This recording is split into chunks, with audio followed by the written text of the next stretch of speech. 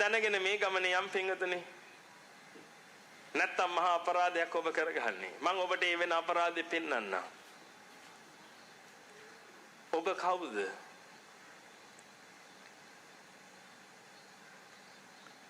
පින්වතුනි ඔබට මතකද අර නීල් ආම්ස්ට්‍රෝන් හඳට ගිය හැටි? හෙව්වා නේද?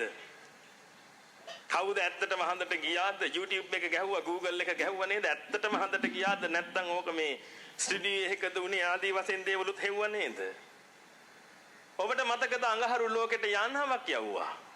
ඒකත් හෙව්වා නේද? කවුරු හරි අහුවොත් යානාවේ නම මොකක්ද කියලා ඒකත් මතක ඇති නේද? මම දැන් ඔබෙන් අහනවා බොහොම සරල ප්‍රශ්නයක්. ඔබ කවුද?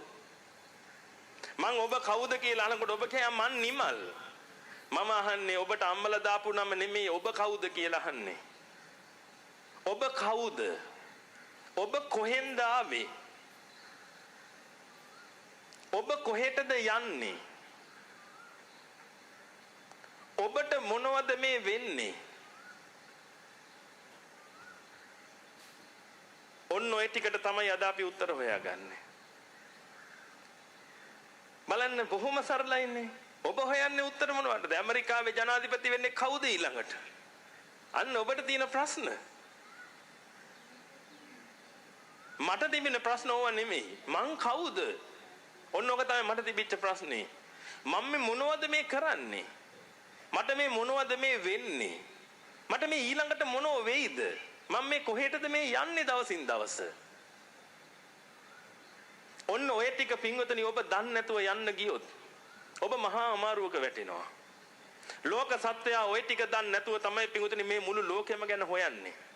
ඔය බින්දු මාත්‍රේ දැනගන්න නැතුව මුළු ලෝකෙම ගැන හොයන කාල පින්වතුනි අන්තිමට මැරිලා කුණු පෙරේතය වෙලා උපදිනවා මහා අපරාධයක්.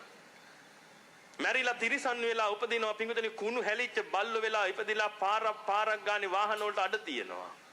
නමුත් හිතාගෙන නම් ඉන්නේ පින්වතුනි මහා මුදුනට මහා ලොකුවට. ඔබ වගේම මාත් හිතන් හිටියා. ඔබ වගේම පින්වතුනි මටත් ලොකු උවමනාවක් තිබ්බා මේ ලෝකෙම මුදුන වෙන්න. කොච්චරට මුදුන් වෙන්න උවමනාවක් තියෙනවද කිව්වොත් පින්වතුනි මගේ ඩ්‍රීම් එක තිබුණේ ඉංග්ලන්ඩ් වල මිලියනර් කෙනෙක් වෙන්න. ලංකාවේ නෙමෙයි ඉංග්ලන්ඩ් වල. ඒකට තමයි මම උපරිම උත්සාහ කළේ. හැබැයි වාසනාවකට පින්වතුනි තථාගතයන් වහන්සේගේ ශ්‍රී සද්ධර්මයේ මේ යතිවරයන් වහන්සේලාගේ මම නිතර ඇහුවා. ත්‍රිපිටකය නිරන්තරයෙන්ම පරිශීලනය කළා. ත්‍රිපිටකය නිරන්තරයෙන්ම පරිශීලනය කරගෙන යනකොට මට වැටහිච්ච දේ තමයි මම මේ මුදුන් වෙන්න යන්නේ. ත්‍රිපිටකයේ තථාගතයන් වහන්සේ පෙන්වුම් කළා දෙනවා මුදුන් වෙන්න යන්නේ උන් බල්ලෝ වෙනවා කියලා. මම මේක පටිච්ච සමුප්පන්නව විවරණය කර බලද්දී පින්වතුනි මට වැටහිච්ච දේ තමයි හත් දෙයියනේ මම මේ අවුරුදු 30 ගානක්ම ගත කළ තියෙන්නේ මොකෙක් වෙන්නද මේ? බල්ලෙක් වෙන්න. මානේන මක්කටෝ අදිමානේන කුක්කුරෝ. මානෙන් වඳුරෙක් වෙනවා අදිමානේටපත් වෙච්ච එක බල්ලෙක් වෙනවා. ඔබ හොඳට කල්පනා කරලා බලන්න පින්වතුනි ඔබ ওই බලුවත් බැවින් මිදලා තින්නේ කියලා. ඔබ හොඳට කල්පනා කරලා බලන්න පින්වතුනි ඔබ හැම මොහොතකම තමන්ව මුදුනට දාගන්න කටයුතු කරනවද නැද්ද කියලා. හොඳට කල්පනා කරලා බලන්න ඔබගේ ජීවිතය ඇතුලේ. මම කියන්නේ ඔබයි මමයි විතරයිනේ ලැජ්ජ වෙන්න කාරණාවක් නෑ. ඔබ අත උස්සලා කියන්නේ ඔව් හාමුදුරනේ මම බල්ලෙක් වෙන්න තමයි හැදුවේ. එහෙම කියන්න ඕනේ නෑ. ඔබගේ ජීවිත අත්දැකීමට මෙනෙහි කරලා බලන්න පින්වතුනි ඔබ පිරිසක් අතරට ගියාම හැමතිස්සෙම උත්සාහ කරන්නේ නැද්ද කියලා ඒ පිරිස අතර මුදුන වෙන්න? ඔබ හොඳට කල්පනා කරලා බලන්න ඔබගේ ඥාතිවරයෙක් යාළුවෙක් ඔබගේ ගෙදරට ආවට පස්සේ ඒ යාළුවත් එක්ක ඔබ මෝටර් බයික් එකේ හරි වාහනේ හරි යනකොට ගමේ ඉන්න හැම එකාටම අතවනලා ගියේ නැද්ද කියලා ඔබ හෝන් එක ගහලා අතවන්න ආයි හෝන් එක ගහලා මොකටද අර ඇතුලේ ඉන්න මිනිස්සයාට කියවෙන්නේ මොකද්ද අම්බෝ ඔයාව මුළු ගමම දන්නවන්නේ බලන්න ඔබ එහෙම කෙනෙක් නෙමෙයිද කියලා බලන්න ඔබ මාලයක් මුද්දක් වලල්ලක් ගත්තේ අනිත් අයට පෙන්වන්න නෙමෙයිද කියලා. ඔබ කොහේ හරි තැනකට ගියාට පස්සේ ඔබ ඉන්න බව ලෝකෙට පෙන්වන්න උත්සාහ කළාද නැද්ද කියලා. පින්වතුනි මමත් ওই ටික කළ නිසායි මම ඔබට කියන්නේ. මම ওই ටික දන්නේ නැතුව කළා පින්වතුනි දන්නේ නැතුව කර කර මට ඕනි උනේ පින්වතුනි මං ඉන්න පිරිස අතර ලොක්කට මුදුනට නගින්න. හැබැයි පටිච්ච සමුප්පන්න දහම් න්‍යාය ධර්මයේ අවබෝධ වෙනකොට මට තේරුණා මම මේ යන්නේ තිරිසනෙක් වෙන්න බල්ලෙක් වෙන්න යන ගමනක් මේ යන්නේ. ඉතින් මම මොකටද පින්වතුනි මෙච්චර මහන්සි වෙලා බල්ලෙක් වෙන්නේ?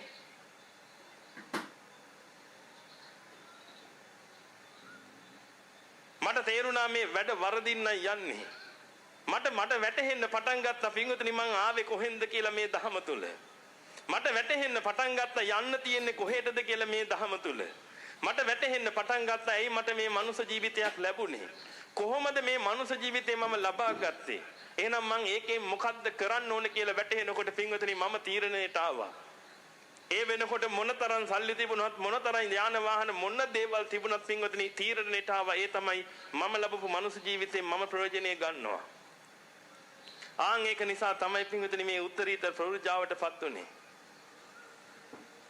මම ලැබපු මනුෂ්‍ය ජීවිතෙන් ප්‍රයෝජනයක් ගන්න. මම ඔබට අන්නේ කතාව තමයි මේ පෙන්눔 කරලා දෙන්න හදන්නේ. මම මේ කියන හැම දෙයක්ම ත්‍රිපිටකයේ සාක්ෂිත කරලායි මම දේශනා කරන්නේ. ත්‍රිපිටකයෙන් පරිබාහිරව කිසි දෙයක් මම කතා කරන්නේ නැහැ මෙතන. ඔබ මොකක් හරි කිව්වොත් මට ත්‍රිපිටකයේ තියෙන තැන පෙන්වන්න පුළුවන්. අටුවාව පෙන්වන්න පුළුවන්, ටීකාව ටිප්පණිය පෙන්වන්න පුළුවන්. හොඳට පරිශීලනය කළා තමයි මම ඔබට මේ දේවල් බොහෝම අධ්‍යයනය කළා. පටිච්ච සමුප්පන්න දහම් න්‍යාය ධර්මයේ මනාකොට දැනගෙන තමයි මම ඔබට මේ පෙන්눔 කරලා දෙන්නේ. ඔබගේ ජීවිත අත්දැකීම් තුලින් වෙන කිසි දෙයක් නැහැ. එහෙනම් පින්වදනි පොඩ්ඩක් හොයලා බලමු ඔබ මේ ලෝකෙට ආවේ ඇයි? මොකටද ඔබ ඉපදිලා ඉන්නේ? මෙච්චර කල් ඔබ කරපු ටික ඔක්කොම ඇදලා අරගෙන බලන්න පින්වදනි ඔබ මොකටද ඉපදිලා ඉන්නේ කියලා මේ? ඔබ ඉපදිලා මෙච්චර කල් කරපු ටික හොයලා බලන්න. ඔබ කෑවා. ඔබ බිව්වා. ඔබ නිදාගත්තා. ඔබ දරුවෝ හැදුවා. එතනින් එහාට කරපු එක දෙයක් මට කියන්න. ඔබ හොඳට කෑවා. හොඳට බිව්වා. හොඳට නිදාගත්තා. සැප පහසුව. හුලං වදින නිසා බිත්ති 4ක් ගහගත්තා. වහින නිසා වහලයක් ගහගත්තා. හොඳ ඇඳක් තියාගත්තා නැත්නම් පැදුරක් හරි කමක් නැහැ. ඔබ හොඳට නිදාගත්තා. ඊට පස්සේ ඔබ දරුවෝ හැදුවා. ඒ දරුවන්ට ඒ ටික කරලා දුන්නා. ඒ හැරෙන්න කරපු එක දෙයක් මට කියන්න. එක දෙයක් ඒ හැරෙන්න. ඔබ කියයි, "ඇයි මං ඉගෙන ගත්තේ?" එහෙමත් කියයි. "මං ඉගෙන ගත්තේ.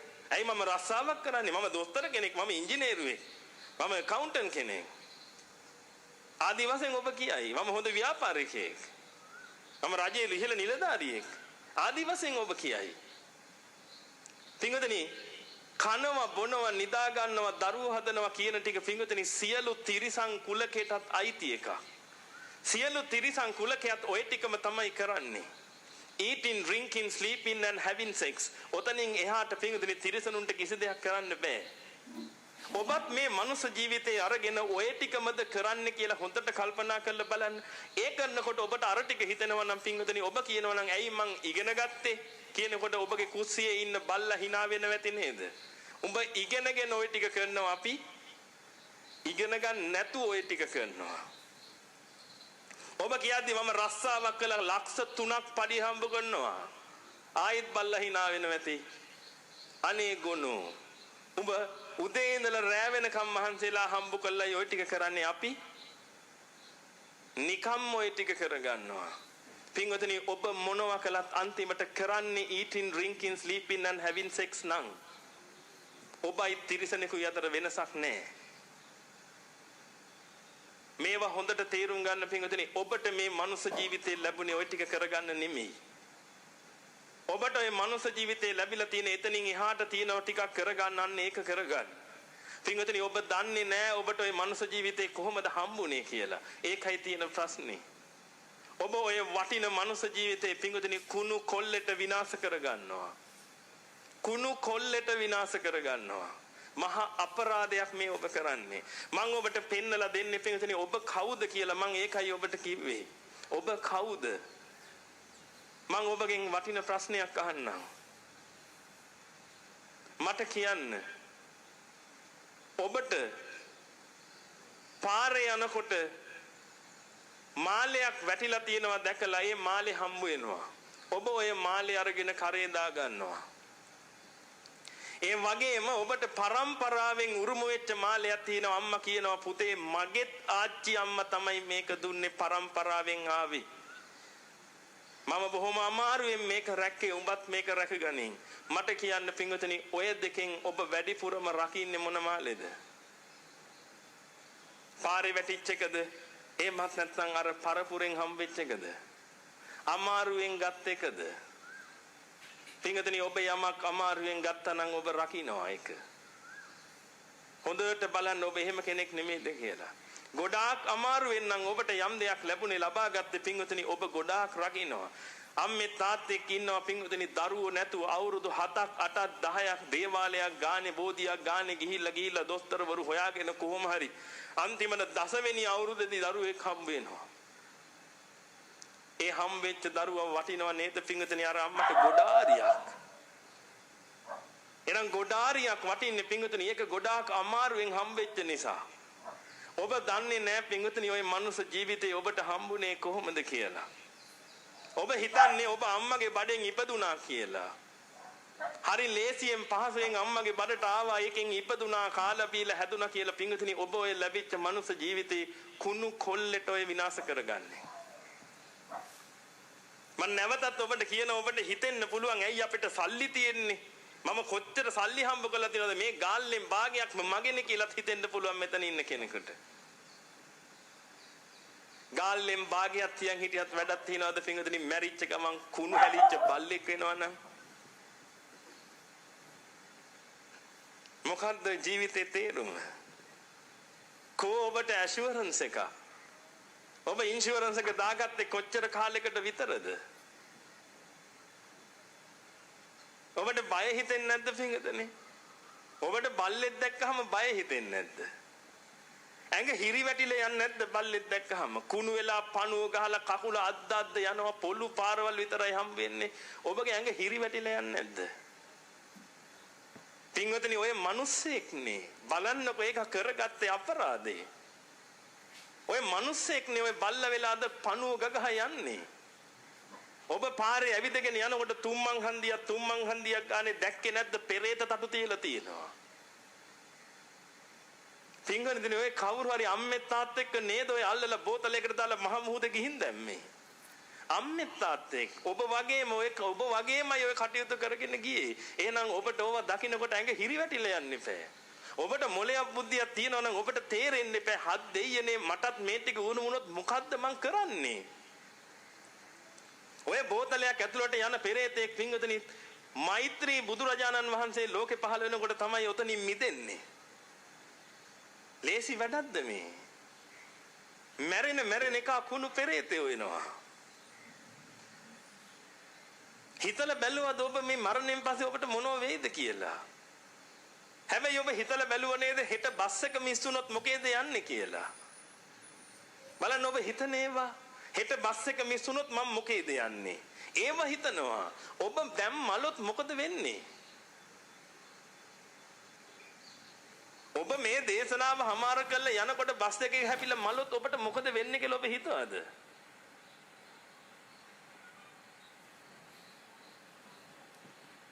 ගාල්ලෙන් භාගයක්ම මගේනේ ඒකින්ද මට ප්‍රශ්නයක් නැහැ කියලා හිතුණද?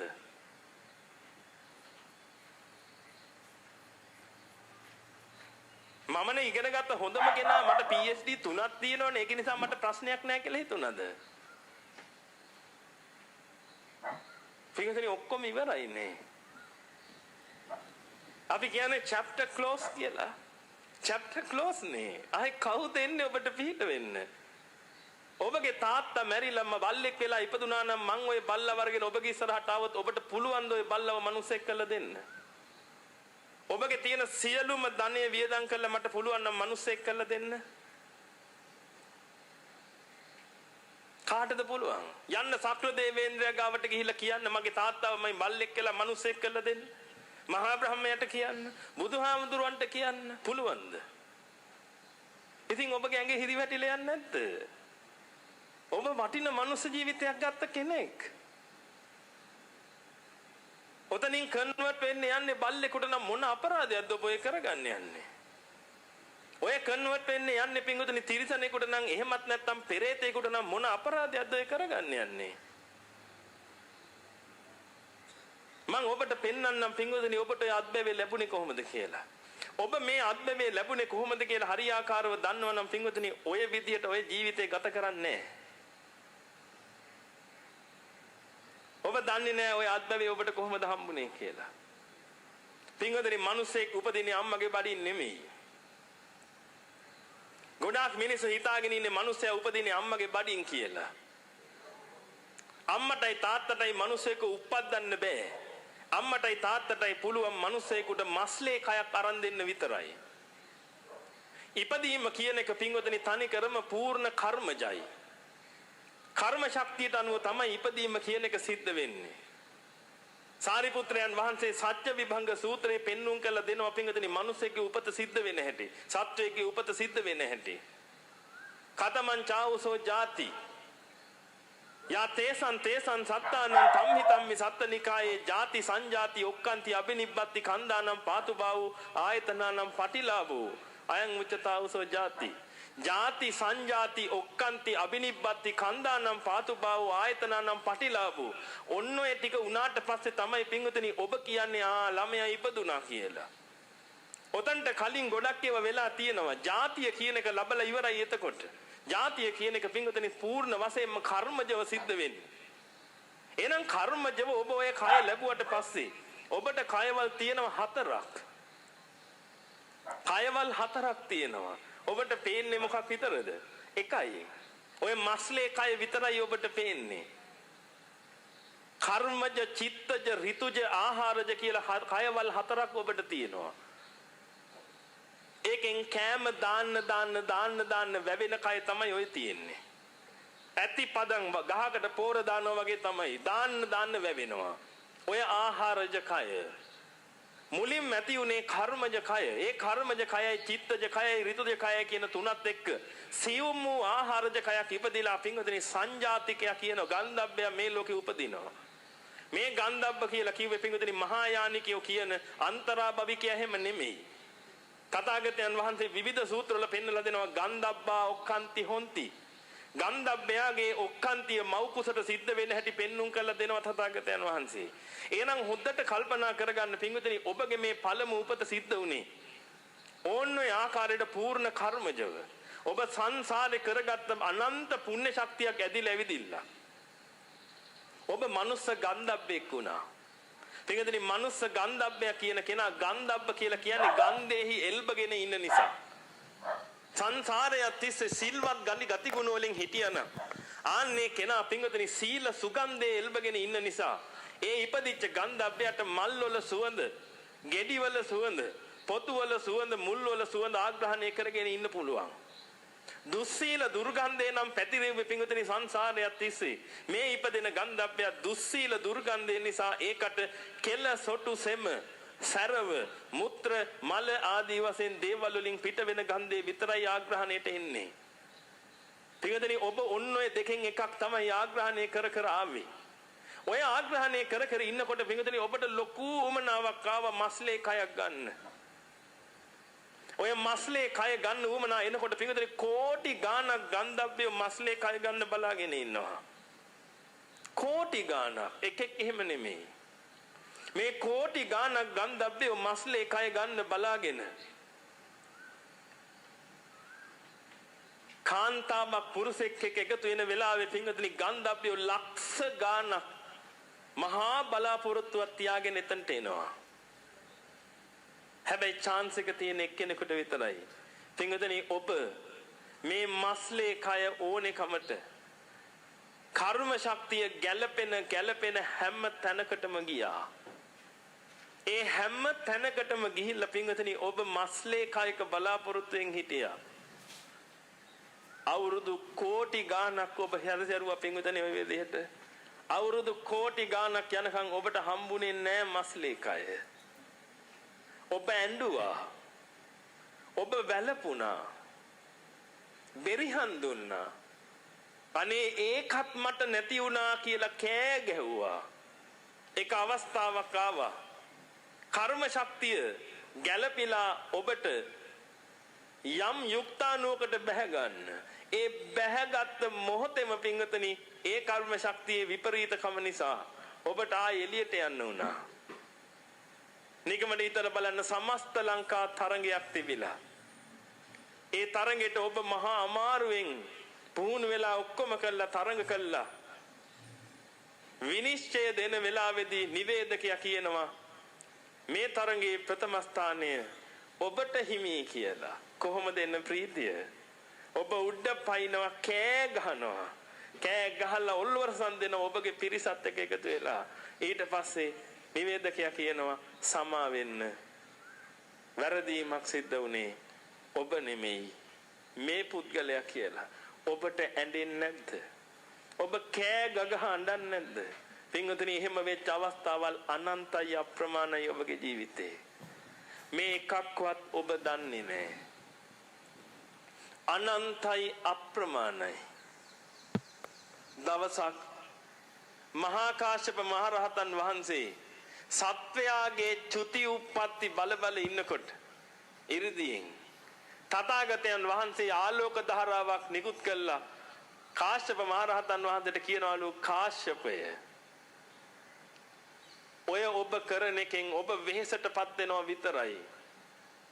බුදු කෙනෙකුට විතරයි ඔය කියන එක බලන්න පුළුවන් හරියට. අම්මම දන්නේ නැතුව මව් කුසට ඇවිදිලා ආපහු නිකුත් වෙන ගන්ධබ්බයන්ගේ ප්‍රමාණය කෙලවරක් නැහැ කියලා. අම්මා දන්නෙත් නැහැ ආවා ගියා කියලා. ඒ තරම් චුති උප්පත්ති සිද්ධ වෙනවා කියලා මේ මොහොතේ. එහෙනම් එහෙම එකක් ඔබට බලන්න බෑ ඔය අරිහත් ඇහෙන්. බුදු කෙනෙකුට විතරයි බලන්න පුළුවන් කියලා. පින්විතනි ඔබටත් ওই ටික උදා වුණා.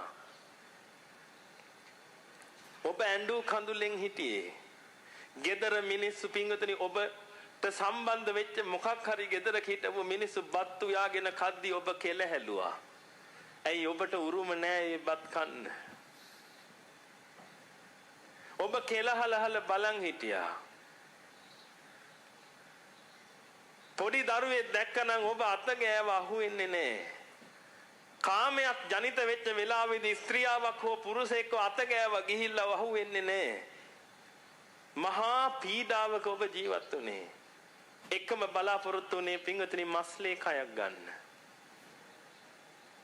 අවුරුදු 10 ගාණක් ලක්ෂ ගාණක් ওই විදිහට දුක් විඳපු ඔබට ඔබගේ අම්මා තාත්තා නිසා ඒ කර්ම ශක්තිය ගැළපිලා ඔබට අවස්ථාවක් ආවා ඒ යුක්තානුවට බැහැ ගන්න.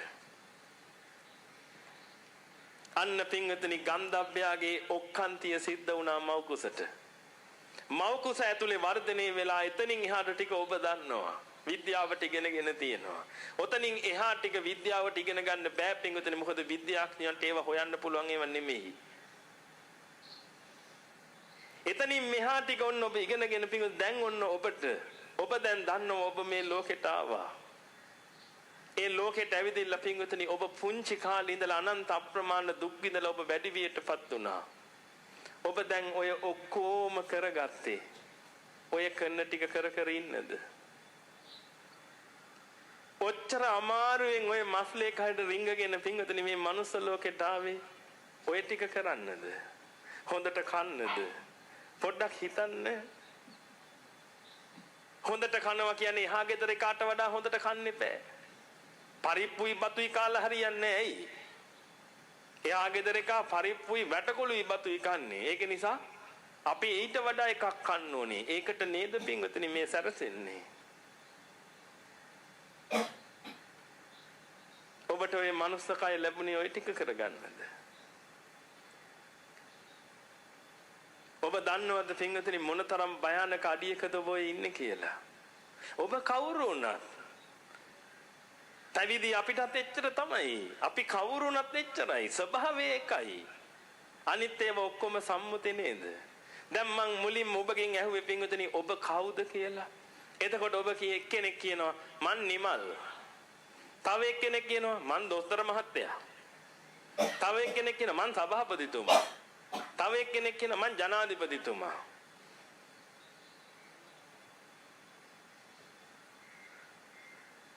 දැන් ඔය ඔබ ගැනද ඔය කියන්නේ? නැත්තම් සමාජය විසින් ඔබට දීපු එකක් ගැනද ඔය කියන්නේ? පින්වතුනි සමාජය විසින් ඔබට ඔය දීපු එකක් විතරයි ඔය. ඔබ නිකම්ම මිනිස්සෙක්. ඉතින් අපිත් ඔක්කොම සම්මත කරලා මෙතන දෙමුකෝ සභාපතිකමක් කාට හරි. සභාපතිකම කියන එක පින්වතුනි උප්පත්තියෙන්ද හම්බුනේ?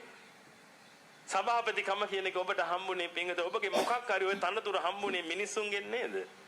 මිනිස්සු ටිකක් එකතු වෙලා ඔබට කියනවා ඔබ තමයි සභාපති. එහෙනම් ඔබට පින්වතුනි ඒක ලැබිච්ච එකක් මිසක් පින්වතුනි ඔබට උරුමෙට ආපු එකක් නෙමෙයි නේද? එහෙනම් හොඳට කල්පනා කරගෙන බලන්න පින්වතුනි ඔබ මොකක් වෙනුවෙන්ද ඔය ජීවිතේ ගත කරන්නේ? සභාපති වෙලා සභාපතිකම රැක ගැනීම උදෙසා ඔබ ජීවිතේ ගත කරනව නේද ඔය? ඉංජිනේරුවා වෙලා ඉංජිනේරුකම රැක ගැනීම උදෙසා ජීවිතේ ගත කරනව නේද ඔය? ගුරුවරයා වෙලා ගුරුවරකම රැකගෙන ඉන්න වැඩපිළිවෙල කරගෙන යනව නේද ඔය? ඉතින් ඔබට ඔබ නෙමෙයිනේ ඔය. ඔබට සමාජය දීපු එකක් නේ. ඔබ ඔය රකින්න උත්සාහ කරන්නේ ඔබව නෙමෙයිනේ පින්වතුනි. ඔබට සමාජය දීපු එකක් රකින්නනේ ඔය මුළු ජීවිතේම කැප කරලා තියෙන්නේ. දැන් ඔබ සමාජය දීපු එක රකින්නවා. දැන් ඔබව රකින්නේ කවුද?